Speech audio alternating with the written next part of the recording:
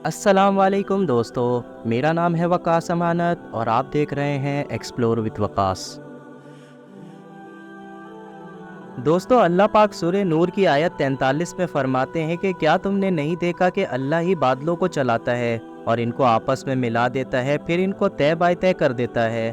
फिर तुम देखते हो कि इन बादलों में से मीने निकल कर बरस रहा है और आसमानों में जो ओलों के पहाड़ हैं इनमें से ओले नाजिल करता है, तो जिस पर चाहता है इसको बरसा देता है और जिससे चाहता है इससे हटा देता है। इसके अलावा सूरह रूम की आयत 48 में मजीद फरमाया कि अल्लाह ही तो है जो हवाओं को चलाता है, तो वो बादल को उबारती हैं, फिर अल्लाह इसको जिस तरह चाहता है आसमान में फैला देता है और तय बाय तय कर देता है। फिर तुम देखते हो कि इसके बीच में से मीने निकलने लगता है। फिर जब वो अपने बंदों में से जिस पर चाहता है उसे बरसा देता है तो वो खुश हो जाते हैं। दोस्तों, बारिश कैसे होती है? आइए इन आयत मुबारका को साइंटिफिकली और डिटेल में समझने की कोशिश करते हैं। सबसे पहले हमें ये जानना ज़रूरी है कि क्लाउड्स यानी बादल कैसे बनते हैं।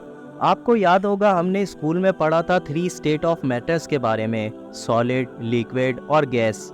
अगर हम पानी की बात करें तो पानी में 3 स्टेट्स ऑफ मैटर्स होती हैं, आइस यानी बर्फ़, लिक्विड वाटर यानी पानी और गैस वाटर वेपर।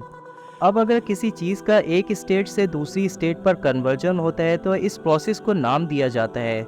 जैसे बर्फ़ अगर पिघलकर पानी बनती है तो इसे मेल्टिंग कहते हैं।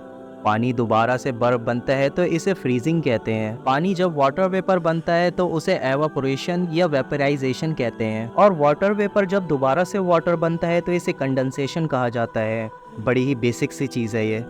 अब होता यह है कि ज़मीन पर हमारी हवा में काफ़ी ज़्यादा वाटर वेपर मौजूद होता है और हाई टेम्परेचर की वजह से ये समंदर पर ज़्यादा पाया जाता है। हवा में अगर बहुत ज़्यादा वाटर वेपर मौजूद है तो हम कहेंगे बहुत ज़्यादा ह्यूमिडिटी मौजूद है हवा में। कम वाटर वेपर है तो कम ह्यूमिडिटी है। अब ये वाटर वेपर जब ऊपर जाता है, आप जानते हैं कि जितना ज़्यादा हम ज़मीन से ऊपर जाते हैं, जितना ज़्यादा एल्टीट्यूड बढ़ता है तो उतनी ही ज़्यादा ठंड भी बढ़ती है। तो जब ये वाटर वेपर हायर एल्टीट्यूड पर मौजूद होता है तो ये ठंड की वजह से कंडेंसेशन होती है, ये वाटर वेपर वाटर में बदल जाता है। बहुत ही छोटी छोटी टाइमली वाटर ड्रॉपलेट्स। यही वाटर ड्रॉपलेट्स जब हवा में ऊपर सस्पेंडेड रहती हैं तो हमें बादल दिखते हैं। एक्चुअली यही क्लाउड्स हैं।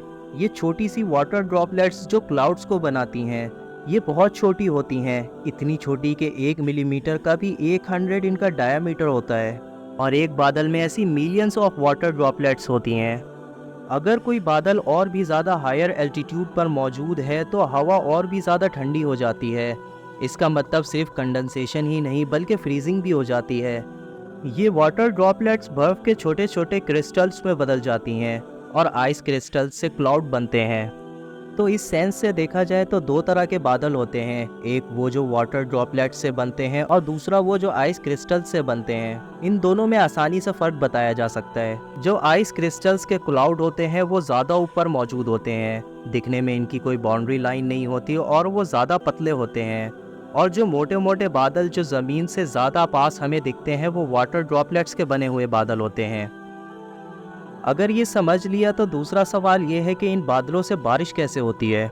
दरअसल होता कुछ यूँ है कि ये छोटी छोटी ड्रॉपलेट्स आपस में कलेक्ट होती रहती हैं और ड्रॉपलेट्स आती हैं तो बादल बड़ा होता रहता है। ये छोटी छोटी ड्रॉपलेट्स आपस में कोलाइड करती हैं, एक दूसरे में जाकर मिक्स हो जाती हैं, बड़ी ड्रॉपलेट्स बनाती हैं। ये बड़ी ड्रॉपलेट्स और ऊपर जाकर फ्रीज होकर आइस क्रिस्टल्स बनाती हैं और आइस क्रिस्टल्स भी कोलाइड करके एक दूसरे के साथ बड़े आइस क्रिस्टल्स को बनाती हैं। ये प्रोसेस चलता रहता है तब तक जब तक ये आइस क्रिस्टल्स इतने बड़े नहीं हो जाते कि इनकी वजन के ही वजह से ये ज़मीन पर नीचे गिरने लग जाएं। और जब ऐसा हो जाता है तभी ये आइस क्रिस्टल्स ज़मीन पर गिरते हैं।